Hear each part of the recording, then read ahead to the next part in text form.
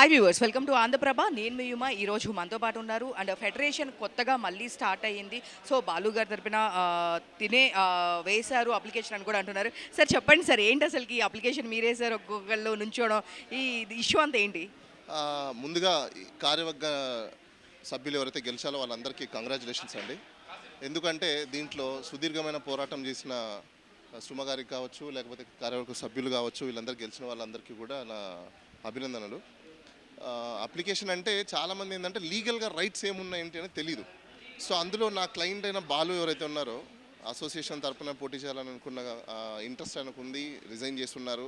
చాలామందికి ఏంటంటే రిజైన్ చేసిన తర్వాత రైట్ ఉండదు అనేది తెలియదు.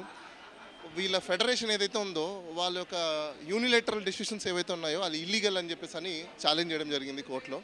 అలానే లేబర్ కమిషనర్ కూడా కంప్లైంట్ చేయడము, కోర్టుకు వెళ్ళడము, కోర్టులో కూడా రిట్ పిటిషన్ దాఖలా చేయడము. అదేవిధంగా వీళ్ళు అసోసియేషన్ కూడా ఎలక్షన్స్ పెడతామని ముందుకు వచ్చారు.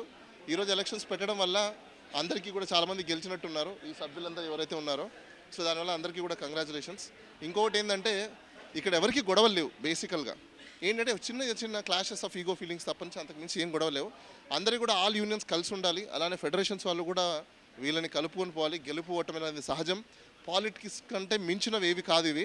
ఇదంతా మీరు, మీ కుటుంబము.